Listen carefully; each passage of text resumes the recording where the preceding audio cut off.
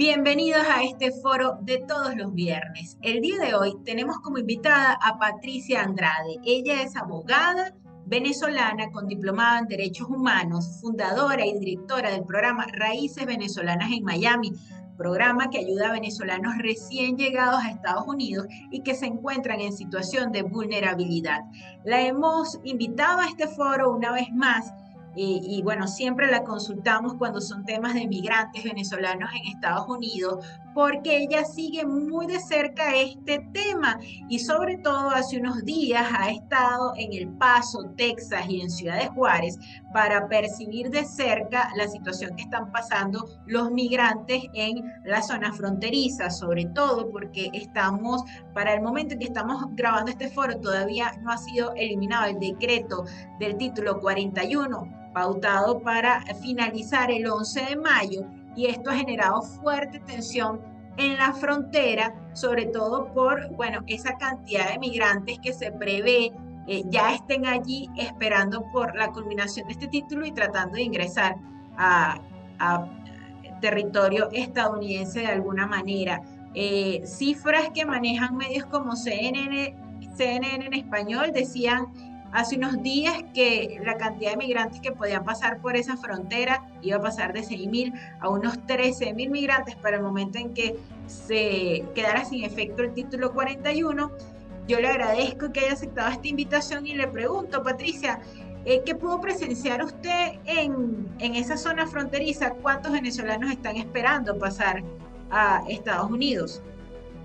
Mira, de toda la zona de la frontera, que es bastante extensa, yo te diría que el 80% de los que esperan cruzar y están cruzando son venezolanos. Eso fue algo que pude comprobar en las zonas que visité, tanto en México como en Texas, que pude tomarme el tiempo de hablar con cada uno y te diría que el 80% en su totalidad son venezolanos. Es medio millón en total de los que aspiran cruzar. Hay de otras nacionalidades, hay chinos, hay de países que realmente uno ni se imagina. Hay de China, hay mucho haitiano, hay algunos cubanos, centroamericanos, suramericanos, en general, o sea, te diría Chile, Colombia, Nicaragua, Cuba, Ecuador, o sea, hay una mezcla de muchas nacionalidades, pero la nacionalidad predominante son los venezolanos. Hay una zona donde están entrando muchos chinos, que esa zona no la visité. Bueno, decimos muchos, pero es que llama la atención cuando tú ves que es el chino, que es ese inmigrante que tú no te imaginas que también va a usar la ruta del Darién y llegar a Estados Unidos a través de la frontera. Los chinos son, digamos, como ahorita, como una atracción entre los que trabajamos en los movimientos migratorios, porque, o sea, no aspiras que alguien compre lo que llaman el famoso paquete en China, que tienen también su publicidad para llegar a Estados Unidos a través del Darién, que te lo pintan como una excursión turística, porque he visto los videos de donde están promocionando su paquete, lo que llamamos, lo que ellos dicen turístico, que no es otra cosa, sino una entrada al infierno del Darién, y te pintan como una excursión donde tú vas a ir en una lancha y tú vas a ver que la naturaleza que no hay en China, y entonces te invitan a comprar el paquete para emigrar a Estados Unidos a través de un viaje espectacularmente hermoso e interesante, ¿no? Un encuentro con la naturaleza. O sea, hasta ese punto llega el coyotaje porque a ellos no les importa las personas. Yo lo que les importa es el dinero, el tráfico, cuánto me vas a dar. De hecho, mientras una persona paga alrededor de 5 a 10 mil dólares por la travesía, a ellos les están cobrando 35,000. Imagínate el interés que hay en agarrar ese mercado de los chinos de que emigren a Estados Unidos y que puedan establecerse aquí, que les van a dar los documentos, una cantidad de cosas. Ellos tienen, los coyotes los están moviendo por otro sector, que es hacia Eagle Pass, es decir, pasan por Piedras Negras o por Piedras Negras, y hay otra ciudad que queda del río y cruzan hacia Eagle Pass. Ese punto no lo crucé ya de por sí. Uno hace un viaje que prácticamente duerme 2 o 3 días porque es trabajar, perdón, duerme 2 o 3 horas al día porque el trabajo es constante y no paras, porque en el día haces un trabajo y en la noche haces otro trabajo. Es Sí. decir, en la noche vas buscando los puntos donde las personas ingresan, te vas al muro, te vas a donde ellos llegan, en el caso de la ciudad del Paso, en la iglesia del Sagrado Corazón, que es donde llegan, entonces estás toda la noche, está llegando uno, está llegando otro, y mi interés era hablar con los que estaban allí y con los que estaban llegando al lugar, o sea, los que se están bajando del carro y caminan hacia la iglesia, y yo tenía mucho interés de hablar, entonces es un trabajo donde realmente, una visita donde realmente prácticamente no duermes y no me daba tiempo de llegar hasta del Río y Ciudad Acuña o a Eagle Pass. Ok. Me quedé en esa zona, en el sector del Paso y el sector de Ciudad Juárez en México. Patricia, y con los venezolanos que pudo hablar, ¿qué característica tiene esa migración? Han pasado, usted ya decía, han pasado al Darién, son venezolanos en pobreza extrema, porque hay un paro humanitario desde el mes de agosto del año pasado, por donde iban a ingresar alrededor de 30.000 venezolanos. También está la opción de aplicar a el CBP One, es una aplicación para solicitar asilo antes de cruzar la frontera. Y bueno, ¿a qué riesgos se enfrentan cuando pasan en estas condiciones los venezolanos? Sí, mira, el parol humanitario que redujo temporalmente el paso por el Darién, que ese era el propósito por el cual la administración de Biden intentó parar el flujo tan grande que crecía velozmente a través del Darién. Pero esto duró poco, honestamente duró poco. Las autoridades en Panamá, en Colombia, trataron de bloquear la entrada al Darién, pero aquí hay un negocio, es decir, todos ganan. Esto es un negocio donde el comercio es la vida de una persona.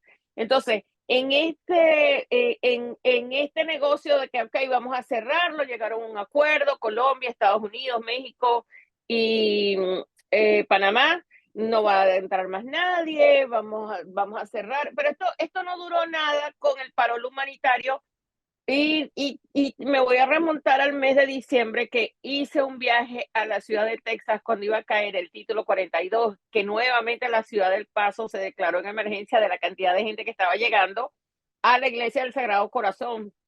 Y te lo digo porque cuando hablé, estaba nuevamente abriéndose el Darién para el paso de personas. Como te digo, ahí ganan los indígenas de la zona porque ellos te venden una Coca-Cola a $5 y tú estás en medio de la selva. Entonces, los coyotes ganan, los indígenas ganan por la estadía y gana todo el mundo. O sea, eso es dinero. El guía, el supuesto guía, que es un traficante, gana por cada persona. O sea, y gana todo el mundo. Entonces, es cierto que llegaron a un arreglo, pero ellos empezaron a perder dinero porque el dinero se lo dan las personas que están cruzando, los inmigrantes. Ujú, Rápidamente se unieron dos factores. No tengo sponsor que me reclame para llegar a Estados Unidos ujú. y los negocios estaban perdiendo dinero. Los negocios en la ruta del Darién y la ruta hacia Estados Unidos. Esa gente vive de eso y los coyotes son los que sacan las ganancias millonarias. Entonces se unieron las dos cosas. Necesito llegar a Estados Unidos. Mi familia está pasando hambre. No tenemos dinero para las medicinas de un familiar enfermo como mis padres. Entonces necesito llegar. Se reabre nuevamente la ruta y es lo que nuevamente repunta la salida de inmigrantes como los venezolanos hacia Estados Unidos atravesando el Darién. Lo que sí noté de diferente en diciembre, que iba a caer el título 42 y ahora lo suspende un juez porque dijo que el país tenía que prepararse y dio plazo hasta este 11 de mayo que se vence mañana, para que se preparara la caída del título 42, que permite que el país expulse a inmigrantes por una causa de salud pública como es el COVID. Ya el COVID fue levantada, todas las restricciones fueron levantadas en Estados Unidos, entonces ya el título 42 no tenía razón de existir, pero tienes a los inmigrantes que están entrando. Entonces, por eso es que le dicen, te voy a dar estos meses, estos 5 meses para que te prepares. Okay. ¿Qué ocurrió en diciembre? Empezó cuando yo hablaba con ellos, con todos los que estaban en la iglesia del Sagrado Corazón y recorrí la frontera. De verdad que hizo un trabajo bastante intenso para saber las causas, por qué nuevamente estaban llegando. Y todos los venezolanos me decían lo mismo. No, no tengo sponsor. Mi familia está en una situación crítica. Necesito venirme a trabajar para mandar dinero para mi familia. Habían familias con niños, pero también habían personas muy jóvenes, que te diría entre los 20 y los 30, dejaron esposa, dejaron hijos, decían, me tuve que venir para que mi familia pudiera comer, para Pero, pagarle la medicina. Patricia, ¿y llegaban directo desde Venezuela o hacían el viaje desde países de Latinoamérica? No, todos hacían el viaje a través de la ruta del Darién, pero hay un elemento que se sumó para finales del año pasado, para los meses de noviembre y diciembre. Los venezolanos empezaron la ruta a través del Tren de la Muerte, conocido también como La Bestia. Es un viaje muy peligroso que te puede durar 3 días. Es terrible, cada día, en estos días lo comprobé, que está todavía peor, porque ya saben que esa ruta la están tomando nuevamente los venezolanos, y los venezolanos somos mercancía, representamos dinero, entonces además de lo que pagan por hacer esa ruta, los roban, y es muy común, mira, muy común, es raro el que no te cuente que durante la ruta en el Tren de la Muerte no se montaron, o sea, en casi todos se montan o delincuentes o los carteles. Les roban, les roban todo lo que tienen, celulares, dinero, comida, y algo que todavía es peor, les robas el pasaporte. O sea, el daño que quieren hacer esos delincuentes es todavía, déjame embromarte más, te robo el pasaporte porque sé que esto para ti es un arma para poder entrar a Estados Unidos, te identifican y te permitan entrar. Logran entrar si tienen la cédula, o sea, les dificultan aún más, o sea, el daño que le hacen no tiene límite, o sea, además del susto de que te encañonan y de que pueden pasar otras cosas como por ejemplo las violaciones delante de todos los que están en el tren, los golpes, o sea, es duro. Entonces, finalmente cuando esto del tren de la muerte empezó a finales del año pasado, y todos te decían, es que yo no tenía, llegué a la frontera llegué a México, necesitaba llegar a la frontera de Estados Unidos, no quería caminar, que recuerdas que hace un año todos caminaban por día, agarraban pedacitos en autobús, eso se acabó con el tren de la muerte, ahora es un solo viaje. Y yo decía, no tenía dinero para pagar un autobús y me tocó montarme en el tren. Todos los que están llegando actualmente a la frontera de México con Estados Unidos hacen el viaje a través del tren de la muerte. Todos te dicen lo mismo, no lo volvería a hacer. O sea, antes tú oías, no, no volvería a pasar por el Darién. Hoy día te dicen, ni pasaría por el Darién, ni haría el viaje en el tren de la muerte. De todos los peligros que corren y todos los que llegué a hablar con esta semana en mi viaje a Texas y a México, todos tienen la misma característica. Me vine porque en Venezuela no hay futuro, no aguantábamos el hambre, no nos podíamos enfermar, tengo un familiar enfermo, necesito mandar dinero para mantener a mi familia, para que puedan comer, para que puedan mis padres pagar sus medicinas. Yo con esto no te estoy diciendo que yo justifico el viaje, te estoy diciendo las razones por las cuales miles de venezolanos están haciendo la travesía. Sigo insistiendo que si en Venezuela existiera digamos, un cambio, ningún venezolano se arriesgaría a hacer el viaje que está haciendo.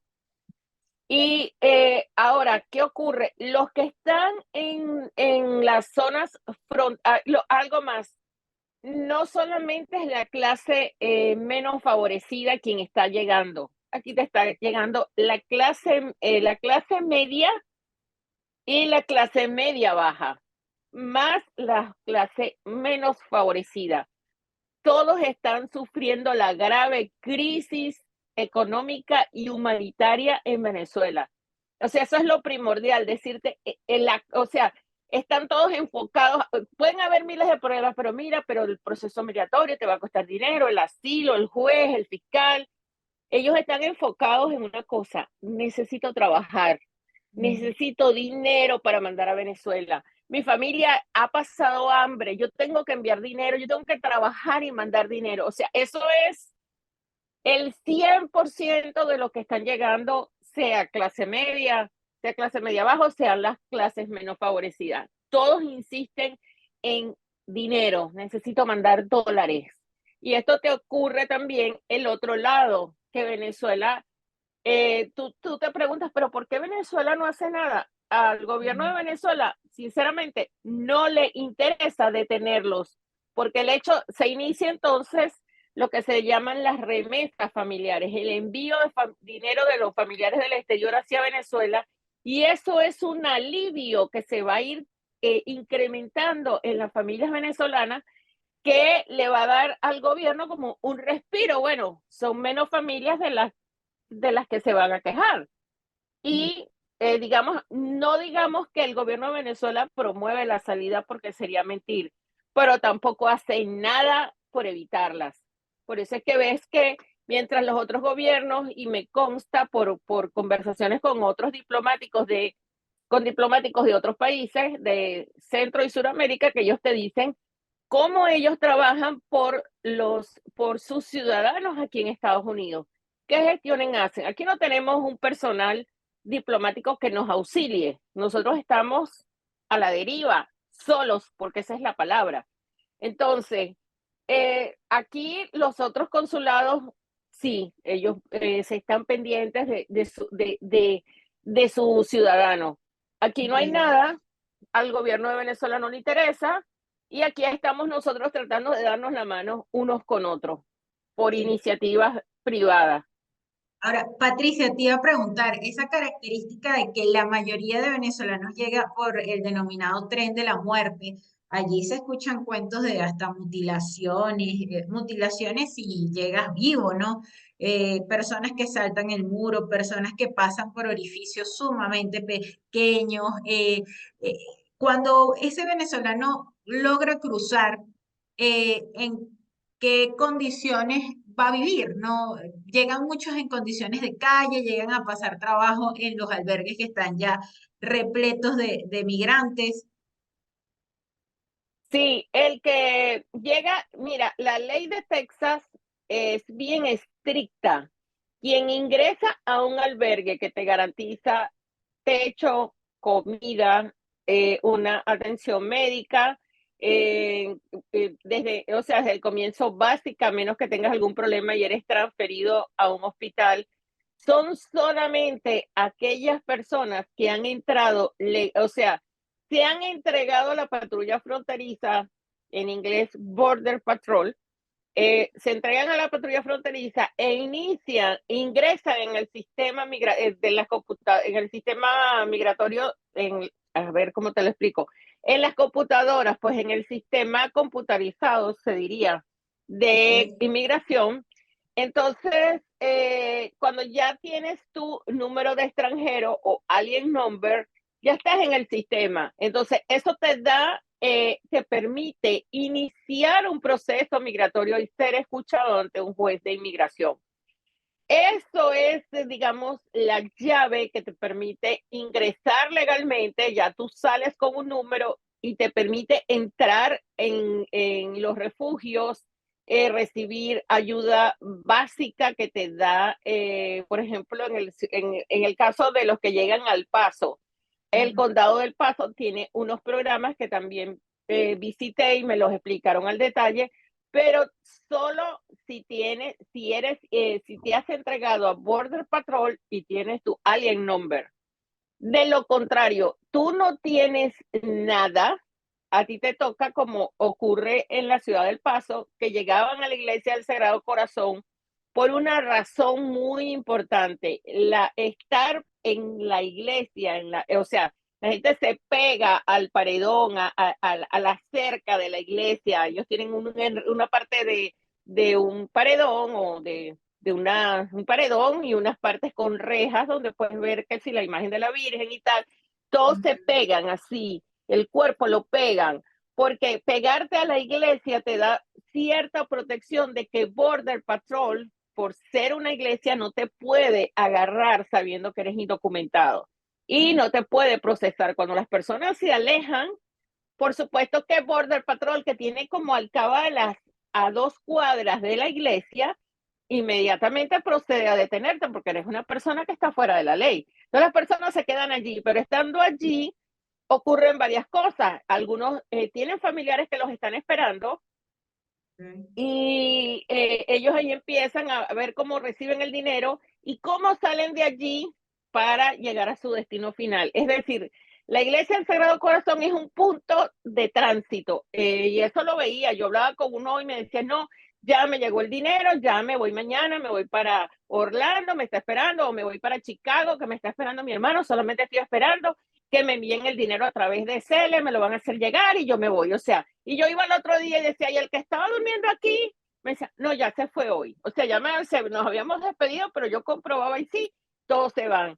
Otros que no tienen familiares se van a la ciudad de santuario, Nueva York, Chicago, me falta una, Denver, por ejemplo, y ellos llegan y esas ciudades que se llaman santuario porque no les interesa si tienen, eh, si tienen o no un alien number y si se entregaron a la patrulla fronteriza o no.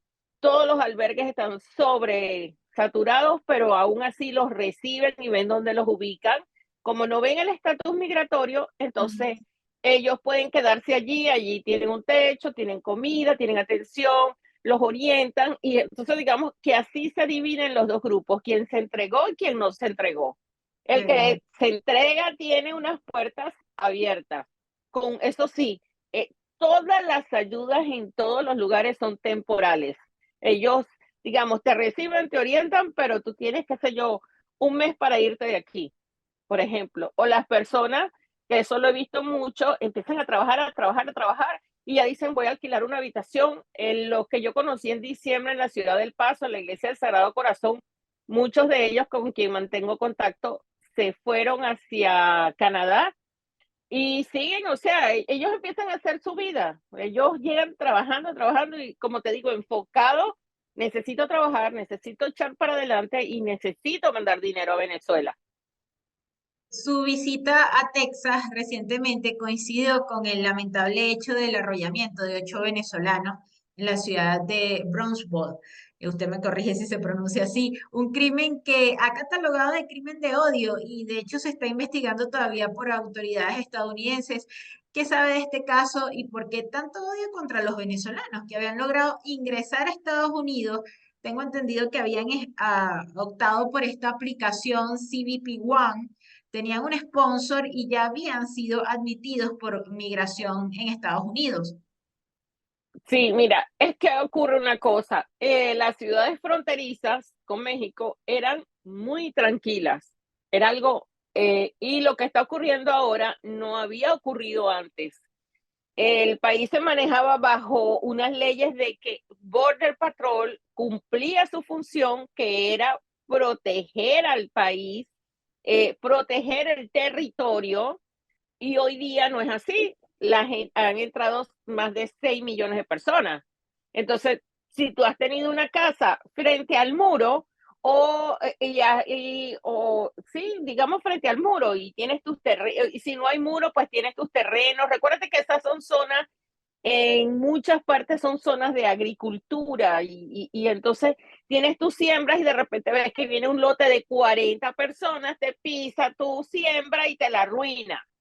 Esa gente empieza a tener molestias, oye, porque en la mañana, es en la tarde, pasan en la madrugada, tú ves que la propiedad privada aquí es sagrada, entonces empiezas a ver que estás viviendo en un país sin ley, empiezas a tener molestia. te tocan la puerta y te dicen, mira, acabo de cruzar, por favor, ¿me puedes dar agua? Tengo 3 días que no como, me estaba deshidratando. O sea, es como un shock que tienen los que residen en las ciudades fronterizas. En la ciudad del Paso, por ejemplo, el muro atraviesa una gran parte de la ciudad, pero tú vas bordeando una autopista, vas manejando y tú lo que haces es así y tienes un pedacito menos que una acera, menos que eso, y está el muro. Entonces tú estás manejando y ya te aparece un aviso. Ten cuidado con los que están cruzando. Entonces estás manejando con terror porque y te digo porque yo lo vi también, que estás manejando y de repente tienes que frenar en una autopista que vas a alta velocidad porque hay un grupo de personas que decidieron cruzar a toda la carrera y ya han ocurrido muertos. Cuando después del otro lado de la autopista son residencias familiares que entonces las ves llamando por teléfono a la policía. Mira, hay unas personas que están sentadas frente a mi casa, o sea, en mi jardín, o se me escondieron en el patio. Entonces, todo esto empezó a generar un clima de molestia en las ciudades fronterizas. Y un sector llevó la rabia más allá. O sea, yo me voy a proteger porque yo no sé quién está cruzando, quién está entrando, quién está ahí. Y hay un sector que sí ha ido expresando en una forma creciente sus molestias.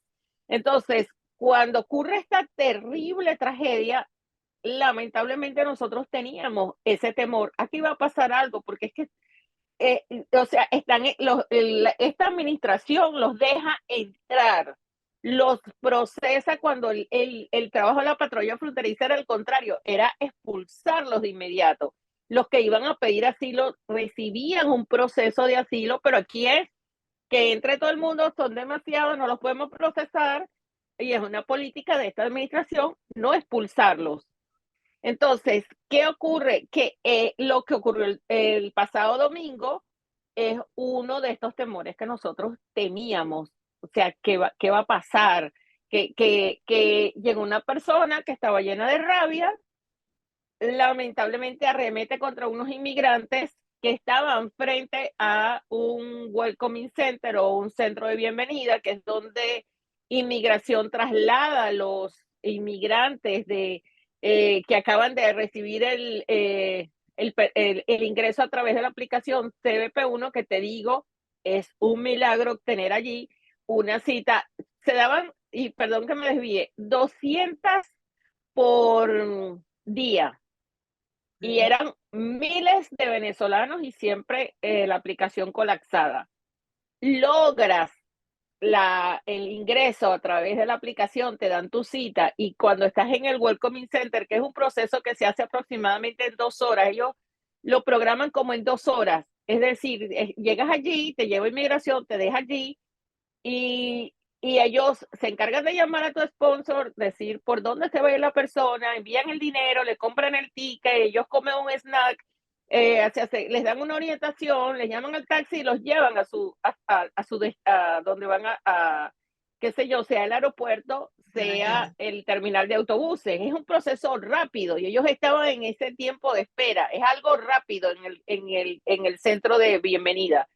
Y estando allí, la gente, bueno, mientras me llega el dinero, lo que sea, voy a esperar aquí afuera, se ponen a hablar y ahí es donde viene esta persona y los mata, pero les grita algo que ya se ha escuchado, que tú haces en mi país. Esta persona les gritaba, eso es un crimen de odio y me alegro que todavía la investigación esté abierta y la policía está invitando a que todo el que tenga material, que clarifique más este horrendo crimen, que los contacte. Pero era tristemente algo que nosotros temíamos que podía pasar y pasó. Y el temor a mí no se me ha quitado por todo lo que está pasando en estos días, que están ingresando por miles todos los días y va a caer el título 42. Sí. Ya hay mucha gente acampando en el lado mexicano esperando la caída para entrar en masa. O sea, aquí lo que estamos viviendo es una crisis que 30,000 personas esperando o 30,000 personas o más entrando en un solo día, en una sola noche. O sea, es que la crisis que nosotros estamos viviendo aquí en la zona de la frontera, de verdad es alarmante, no tengo otra palabra, y es algo que se agrava con el paso de los minutos. Patricia, ¿cuántos días estuviste en Texas? 5, 5 días. sí, cuatro porque uno lo pasé en México. Sí. ¿Y cómo es la situación en México, donde también hubo una tragedia en marzo de unos venezolanos que murieron calcinados en un centro de detención de migrantes? ¿Qué se vive del lado de México? ¿Hay desesperación? ¿Cuánto tiempo esperan los que intentan ingresar por las medidas legales que ha adoptado esta política exterior del gobierno estadounidense? Son, como te digo, 200 cupos al día y tú estás hablando de que hay una cifra que se maneja de 500,000 para poder ingresar. Sí. O sea, 500,000 que están esperando entrar. De allí viene el desespero de que la gente no aguanta más y decide cruzar y bueno, ya todo lo demás ya te lo he explicado, pero ellos están, yo vi, algunos tienen suerte de alquilar en México una habitación, algunos, no todos. Los que no, viven en unas situaciones en unos, digamos, unas zonas de campamentos, una zona improvisada para campamentos. Cuando te digo improvisada, por ejemplo, visité el ayuntamiento de la ciudad de Ciudad Juárez, que sería, ellos le llaman la presidencia de la ciudad de Juárez. Para nosotros es el ayuntamiento. Sí. Entonces, es un edificio muy lindo que debe tener alrededor de 4 pisos, muy bonito, pero toda la acera, toda, lo único que respetaron fueron como la entrada que tiene unas escaleras, todos los laterales de las escaleras, toda la acera del frente que está el edificio de Migración México, que es donde ocurrió la tragedia, todo está lleno de carpas y las cuadras que siguen, o sea, llegaste a la esquina y cruzaste, está lleno de carpas. Y tú sigues derecho por la acera del ayuntamiento, cruza la calle, sigue. Esas son las aceras y los espacios pequeños llenos de carpas uno atrás del otro. Yo me metí en todos esos lugares, me metí en las carpas y sí te puedo decir que son personas que no viven, sino que sobreviven, pasan mucha hambre, mucha necesidad. En el día el calor es inclemente. Recuérdate que esto es desierto, entonces en el día el calor es, wow, yo andaba con un bloqueador solar echándome y gorra porque no aguantas el calor. Y ya empieza el atardecer, empieza a refrescar y en la noche es un frío intenso. Entonces ellos viven en esas dos y en condiciones inhumanas. Yo tuve oportunidad de hablar con varios. Hablé con una señora del Salvador muy humilde que me decía que tenía mucha hambre, pero mucha hambre, que no había podido comer. Me contó cómo ella llegó a México a través del tren de la muerte, que todo lo que sufrió en el tren, cómo llegó ella en el paso de México, cómo los carteles la golpearon, la lanzaron al piso. Habían pasado ya varias semanas y ella todavía tenía aquí el pómulo, ya le había quedado no morado, le había quedado negro y ya le había quedado hinchado, pero era muy visible. Y ella me decía, no, fue cuando cuando me empujaron, me lanzaron contra el piso y fueron los carteles. Eh, entré a ver una de las personas cuando yo estaba viendo las carpas, que me metí a ver cómo era eso, porque eso es una ciudad donde una carpa está al lado de la otra y todas así como tratando de agarrar 1 milímetro de espacio. Y me encontré con un matrimonio de un maracucho con una señora de San Cristóbal, que me dio risa ese matrimonio de maracucho con gocha.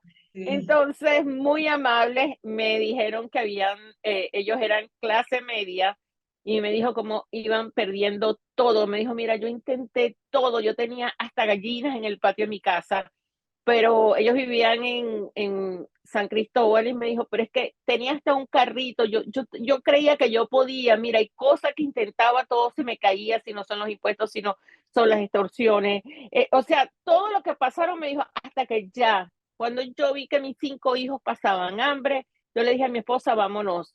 Ellos llevaban 3 meses en las carpas, en el desespero, porque se te acaba el dinero. El problema es que tú llevas un presupuesto, pero empiezas con la aplicación y nunca lo logras. Entonces, cuando se les estaba acabando el dinero, le dijo a la esposa, vamos a cruzar, ya no podemos seguir aquí.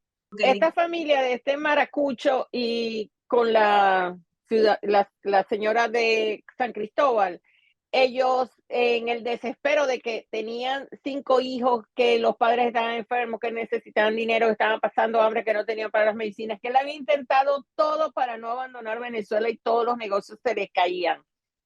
Trataban de sobrevivir teniendo hasta gallinas en el patio, o sea, hicieron todo. No pudieron, deciden dejar los 5 hijos en manos de sus familiares y arrancar la travesía a México, como siempre, pasando el Darién, pasando el tren de la muerte, llegan a Ciudad Juárez y están intentando conseguir el cupo a través de CBP1. Entonces, no podían, se les acaba el dinero y deciden cruzar. No son admitidos, son deportados, pero Border Patrol utiliza una táctica que es que te envía a lugares lejanos pensando que así no lo vas a poder intentar. Es decir, si estás en Ciudad Juárez, que tienes al lado Al Paso, Texas, te mandan a Bronxville, a la otra esquina del estado de Texas. Entonces, a la esposa le enviaron a un lado, a él lo enviaron a otro puerto, a los dos distantes, y lo que él me decía, sin un centavo. Iniciaron el viaje otra vez a través del tren de la muerte, se reencuentran en Ciudad Juárez.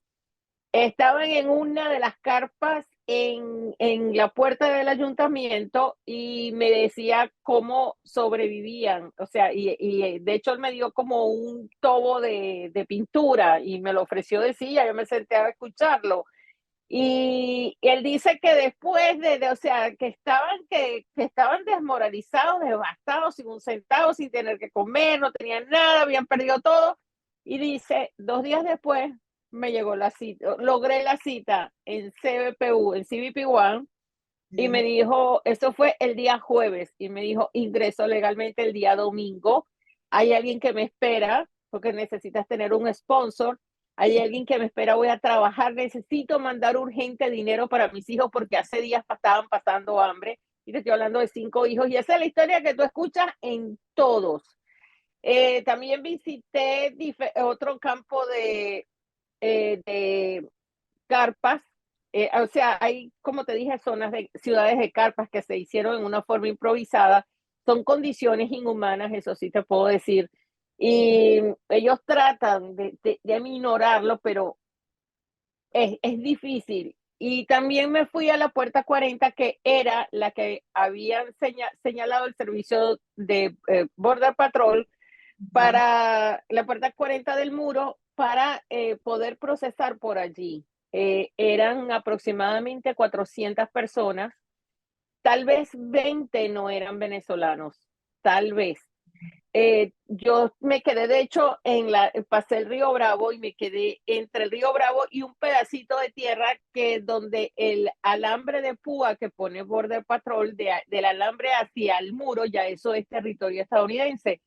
Yo me quedé pegada del lado mexicano entre el río y los alambres, y era una fila constante de personas que entraban y otras salían, porque al frente hay una avenida donde hay un negocio que te vende refrescos, agua, papitas, sopa, cosas muy básicas. Entonces ellos se reabastecían y regresaban. Entonces, estando allí, yo hablaba con ellos, todos decían lo mismo, todos repiten, me vine por la situación, que no teníamos que comer, necesito mandar dinero a Venezuela. Eran personas que ya en ese punto estaban en extrema necesidad, que te decían, yo me encontré con unos que venían lesionados, que se lesionaron durante el cruce del Darién, les costaba caminar, andaban con unos botellones de agua de 5 litros y no tenían una gota de agua, se morían de la sed, se morían del hambre, tenían dolor y no tenían una pastilla. O sea, digamos, la extrema necesidad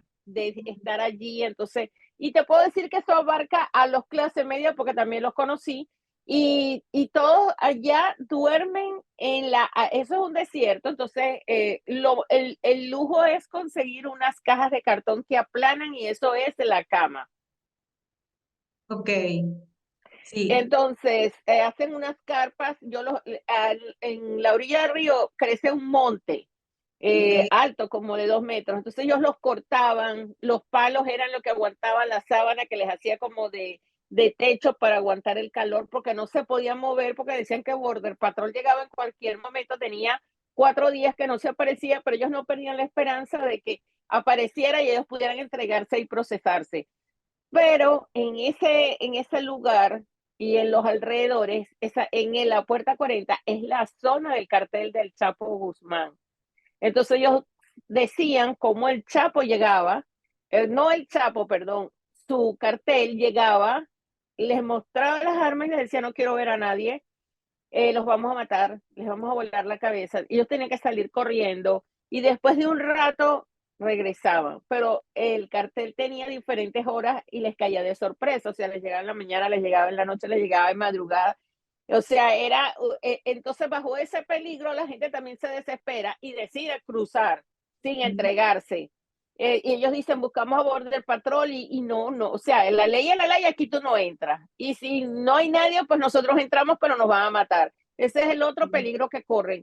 En México es la extrema necesidad, las condiciones inhumanas, los peligros que corren, las extorsiones de la policía mexicana, más las amenazas de los carteles. Más adelante, o sea, después que salí de la puerta 40, empecé a bajar en lo que sería la altura de las puertas en Ciudad Juárez y me hice la persona con quien estaba, que era alguien local de El Paso, perdón, de Ciudad Juárez, me dijo: ya entramos en la zona del cartel, la línea.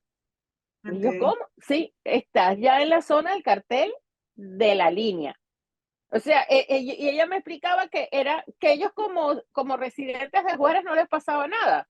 El problema eran los inmigrantes, que me dice: este es su negocio y ellos están protegiendo su terreno y sus clientes. Porque como dijo un jefe de Border Patrol, nadie pasa a Estados Unidos si el cartel no lo aprueba. Por eso es que tú ves que tienen constantemente a los carteles encima. Ellos están asegurando su terreno para su negocio de tráfico de drogas y el tráfico de inmigrantes. Esa es la realidad de México. Bastante fuerte. Pero mire, Patricia, también le quería preguntar por esto, ¿no? El día que estamos grabando este foro, falta un día para que culmine el título 42 decretado durante el gobierno de Donald Trump desde el 2020 como un asunto de emergencia sanitaria por la pandemia. Se podían hacer expulsiones de migrantes de forma rápida, deportaciones. Ese título llega hasta el 11, empieza entonces a regir el título 8, que es la nueva política exterior de Joe Biden en Estados Unidos y que se mezcla o coincide con su anuncio de la reelección para la presidencia de Estados Unidos. ¿Cómo evalúa usted primero lo que fue el título 42, que en varias oportunidades en que hemos conversado, usted ha dicho que Biden desde que llegó al poder, dejó de proteger la frontera? Y segundo, este nuevo título 8, que básicamente es ingresar a Estados Unidos por medio de una aplicación y pedir asilo estando fuera del territorio estadounidense. ¿Qué esperar de eso? No espero nada, porque el título 42 se suponía que era como título 8. Primero, la misión de Border Patrol es proteger la frontera. Aquí nunca se protegió la frontera. Tuvimos un Border Patrol pidiendo a gritos que lo reforzaran, que necesitaban más personal. Entonces, cambias la política, que vamos a dejar entrar a todo el que podamos. Entraron 6 millones, eso nunca se había visto. Pasamos los 6 millones, aproximadamente 1 millón a 1,5 millones no pasaron los puntos de control, entre esos criminales con antecedentes. El tráfico de drogas agarró niveles alarmantes que hay como para cubrir el consumo en todo el país. Eso, Border Patrol hizo esfuerzos sobrehumanos, pero cada vez la administración fue descuidando a Border Patrol y abrió sus fronteras, les guste o no les guste, porque lo que hemos visto, y yo lo he visto, es como entran como que si esta es mi casa, como que si estoy pasando del estado Bolívar al estado Anzoátegui, y así, solamente pasé la carretera, ay, qué lindo, Anzoátegui, ya llegué. O sea, eso es lo que tú ves en la frontera y a la gente no le, o sea, los periodistas que han sido aquí valientes lo han dicho y es que hemos estado en el lugar y lo hemos podido ver y Border Patrol se ha limitado a procesar, montar un autobús y llevarlos a un centro de procesado. Entonces se expulsa a una minoría, pero tú dejas entrar a la mayoría. Eso no se había visto. ¿Quién era que aquí no entra nadie salvo que vayas a pedir asilo y tienes que pasar por un proceso de miedo creíble y otros procesos más, estar ante un funcionario deportador y después ante un juez? Todo eso se le pasó por encima. Todo, todo. Aquí una cosa es lo que te dice el papel y otra cosa es lo que se está haciendo. Y un ejemplo fue lo que ocurrió ayer con una cantidad de personas que estaban en la iglesia de el Sagrado Corazón, que le dijeron, no, no, vete a entregar. ¿Cuándo? Si están allí porque no tienen documentos. No, van a entregarse y entonces ya salen de que te puedes quedar aquí en Estados Unidos, vete hasta el juez. O sea, aquí está pasando de todo. Y hoy de hecho van a hacer más anuncios. El título 8 que se supone expulsión inmediata. Pero cuando tú ves que se están reuniendo por miles en la zona fronteriza en México y están esperando que caiga el título para pasar en masa, no hay funcionarios que los puedan detener y no sabemos con qué sorpresa nos va a salir la administración. Hace días dijeron, bueno, para aminorar, para aliviar la situación de los inmigrantes en México, vamos a subir de 200 a 1,000 los cupos al día y tú tienes medio millón, eso es alivio. O sea, ha sido una política errada tapada con otra política peor. Esa política peor no me trabajó, entonces voy a ir a poner otra por encima de esta. Y hemos estado con una cantidad de normas y leyes y sí, Piguán y parol humanitario, excepciones al título 42.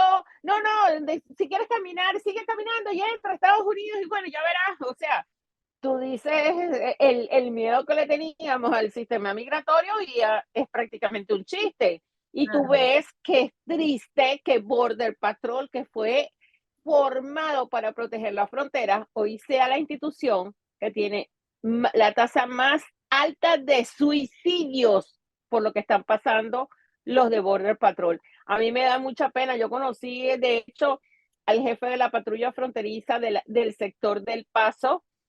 Pude hablar con él mis inquietudes sobre la comunidad venezolana. Conocí a varios funcionarios de Border Patrol.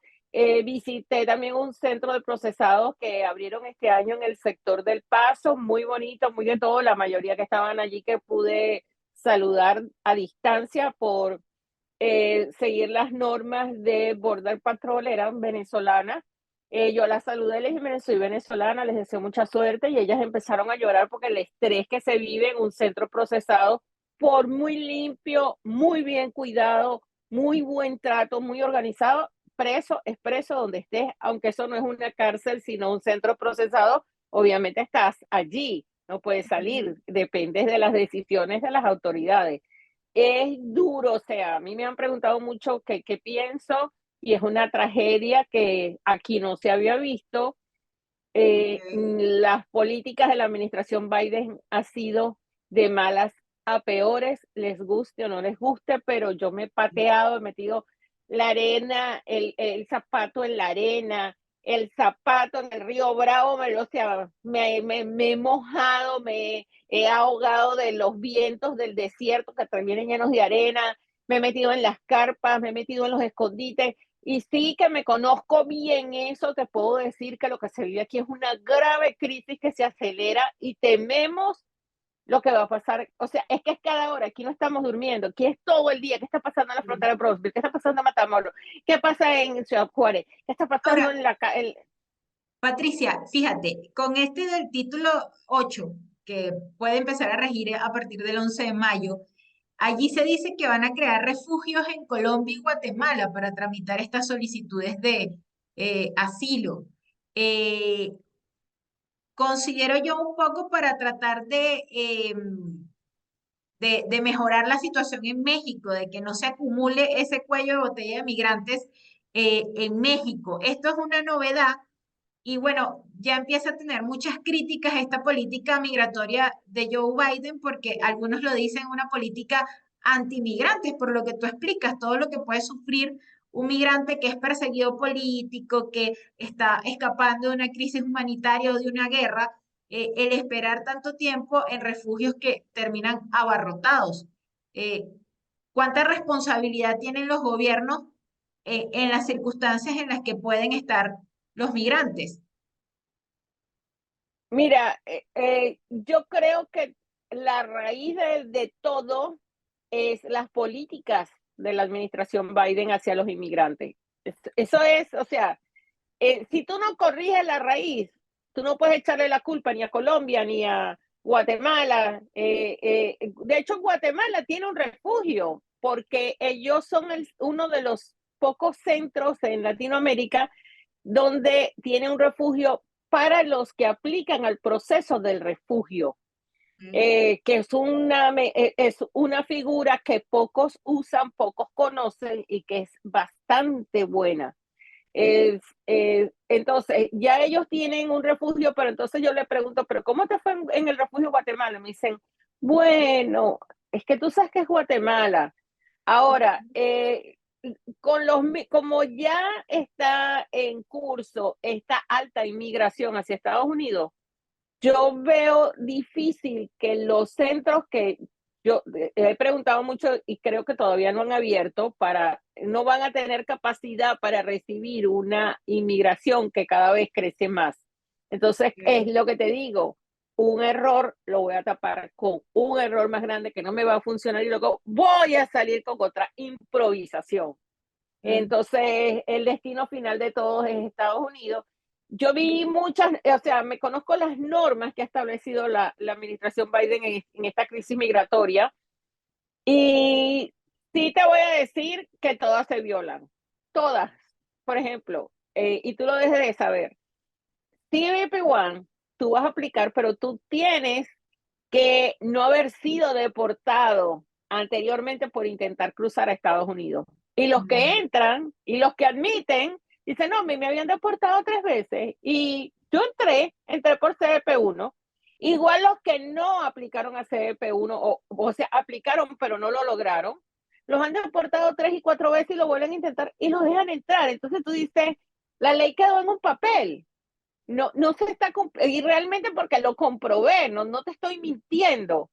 Por eso es que yo le tengo muchas dudas a todas las políticas que está aplicando la administración. La única que se cumple bien es el parol humanitario, que sí, como no, hay un proceso y tal, tiene sus retrasos, pero digamos que sí, yo he visto rechazos porque tratan de hacer una trampa y los descubren y les rechazan la petición, pero fuera de eso, en políticas de frontera, yo ya no tengo fe, yo no le tengo confianza, no les Mire, creo. Patricia, y Biden va a buscar la reelección.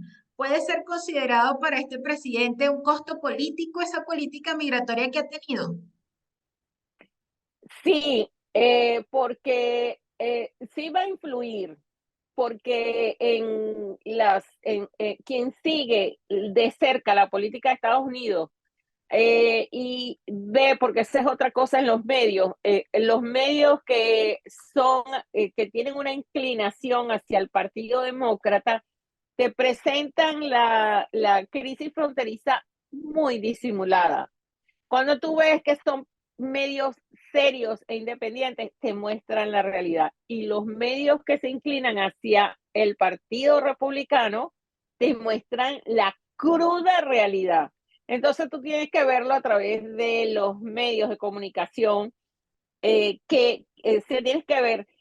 Quiero que me caigan a mentira, déjame ver este. Quiero ver un poquitico, déjame ver este. Pero quiero ver la realidad, déjame ver este. Entonces, el que está claro y le duele su país, va a votar por lo que considera que cuál es la mejor opción. Y el que quiera seguir un partido, su partido, y no le importa lo que su candidato haga, pero de que el votante independiente que sepa lo que está pasando aquí, claro que eso lo va a tomar en cuenta, porque es que cuando tú hablas que han entrado los que poblarían 4 estados de Estados Unidos, ya tal vez 5 estados, y tú dices, oye, todos ellos representan lo que los habitantes de 5 estados de Estados Unidos, o sea, hello, lo que está entrando ellos van a necesitar ayuda, la ayuda va a salir de mi bolsillo pagando más impuestos. Eso lo considera mucho un votante estadounidense, claro que sí. Claro. Y mire, ¿y qué consecuencia puede traer para los migrantes venezolanos o los migrantes en general que retome el poder un gobierno republicano como un posible Donald Trump? Mira, no se trata de quién, porque todavía no hemos ido a primarias. A mí siempre me preguntan de eso y en referencia al Partido Republicano, como todos los, no tanto los demócratas, porque ellos tienen una ley de que cuando hay un candidato que el presidente se postula para reelegirse, ya nadie más se puede reelegir, nadie más, perdón, se puede postular. Creo que eso también ocurre en el Partido Republicano, pero el Partido Republicano, que en este momento no está en el poder, tiene que ir a primarias. Y me dicen, bueno, ¿y Donald Trump? Yo digo, no hemos llegado a las primarias. Ahora, los candidatos republicanos, hasta los que yo he oído, incluyendo Donald Trump, todos quieren poner orden en la frontera. Aquí hay un clamor de que se quiere orden. El orden no quiere decir que van a expulsar los migrantes, pero sí van a poner un orden como han existido en las administraciones anteriores, tanto republicanos como demócratas. Ellos han mantenido un orden. Esta administración se salió de la tradición y ha hecho la crisis fronteriza que estamos viviendo. Sea Trump, sea no recuerdo quién más, de Santis todavía no se ha postulado, pero dicen que se va a postular. Hay una que fue la embajadora de la ONU durante la administración Trump, no recuerdo su nombre. Ella fue la embajadora, la representante de Estados Unidos para la ONU. Ella también se postuló, ella también ha hecho el tour por la frontera. Es que en general han hecho, inclusive los congresistas han ido a la frontera. No, es que es un tema como de todos los días, ¿no? Un día está Sí. peor y un día medio Puede ser mejora. un tema central para esta nueva campaña Para política. todos los candidatos, para todos los candidatos, y cada vez que hay una oportunidad de hacerle la pregunta a la Casa Blanca, siempre sale el tema de la frontera, pero ellos no está pasando nada, la frontera está cerrada, y todos sabemos que la frontera está abierta y que ahí entra el que quiere. Ahora, Patricia, mira, ¿cómo ves tú el futuro de los venezolanos? ¿Cómo se ve la situación de Venezuela desde Estados Unidos, considerando que, eh, digamos, se sigue habiendo mucha migración, a pesar de que había un discurso político hace un año de que el país estaba mejorando económicamente? ¿Ves un gobierno que sigue con las mismas características de los gobiernos autoritarios, donde se hablaba en un momento de un diálogo que todavía no se ha descongelado entre gobierno y oposición, y donde ahorita la oposición se concentra en unas primarias? eh, Porque, bueno, ha quedado una especie de vacío de liderazgo con esto de que también se suspendió o se finiquitó lo que era el gobierno interino. ¿Cómo se ven las cosas desde lejos, no? ¿Y cómo evalúas tú la posible situación de la migración venezolana con esto que vivimos? Todos los que he hablado, te insisto, no ven un cambio, no ven futuro en Venezuela. Y cuando el hambre te da dolor de estómago y la necesidad te lleva a tomar una medida extrema como es abandonar Venezuela y están convencidos de que hay que salir porque Venezuela no hay oposición, todos te dicen, no lo digo yo, lo dicen ellos, de que la oposición no sirve, de que no va a pasar nada, que se están arreglando con Maduro, que eso está todo pactado, de que ahí no va a pasar nada. La opción es salir del país viviendo toda esta travesía donde arriesgan y pierden su vida. Eso te resume cuando una persona no le importa arriesgarse lo que le opinan ellos de la oposición venezolana y de una Venezuela que algunos, que de verdad a mí me da rabia escucharlos cuando dicen Venezuela ya se arregló. No se arregló cuando tú estás viendo esta tragedia de la gente que por miles abandona Venezuela. Cuando yo estaba en El Paso, yo compartía lo que yo estaba viviendo, lo que estaba viendo, lo compartía con un periodista que estaba por razones de trabajo en el Darién. Y después que yo terminé de decirle, vi esto, vi lo otro, y hay miles, y hay cientos, y aquí, y allá, y México y tal, después que terminé me dijo, ah, sí, mira, estoy en el Darién y aquí hay el doble de personas de lo que tú has visto hasta ahora. Y están sacándolo rápidamente en autobuses para que lleguen a Estados Unidos. O sea, si yo vi una cantidad que ya te he explicado, imagínate él que me dice para allá va el doble. Y ellos les toma aproximadamente de 1 a 2 semanas desde que llegan Panamá. salen del Darién hasta llegar hasta la frontera con México, 1 a 2 semanas. Una semana lo he visto. Y yo le digo, ¿cómo hacen? Bueno, me bajé en un autobús, me monté en otro bus, y entonces rápido y tal, y no sé qué, y el tren y tal, y llegué. O sea, rápido. Y ya Claro. estamos hablando del doble. Y si esto es el doble, imagínate la cantidad que viene detrás. O sea, ¿qué piensan aquí? Algunos que están en la política y se les respeta y tienen sus planes, como no, ellos dicen que va a haber un cambio. Aquí está, creo que está Guaidó en Miami, o está en Estados Unidos, pero que están residiendo en Miami. Ya llegó su esposa, llegaron sus hijas, ellos tienen sus planes políticos, pero, y hay algunos que se mueven alrededor de él con sus planes políticos.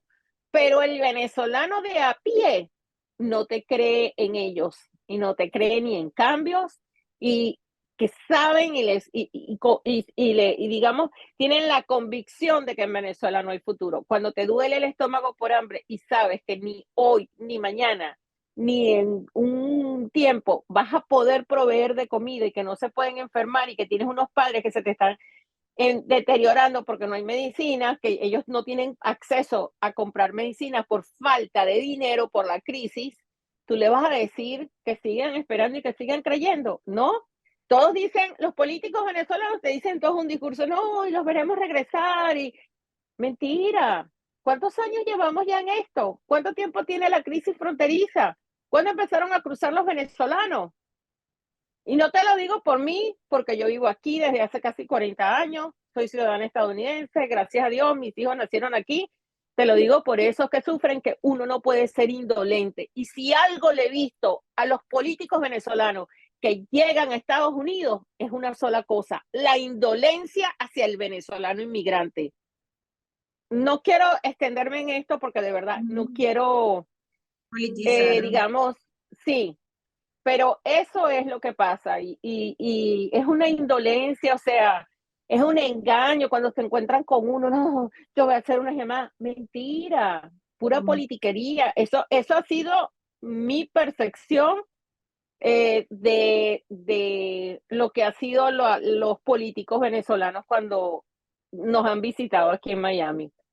Así es, bueno, Patricia, te agradezco mucho el haber aceptado este foro, ya eres una amiga del periódico, siempre te podemos consultar cuando sabemos que tienes buena información sobre migración y excelente análisis, agradecida y, y de verdad por tu tiempo también. No, gracias a ti, gracias de verdad que siempre me tienen entre los invitados. Gracias y para todas las personas que se conectaron a este foro será hasta la próxima.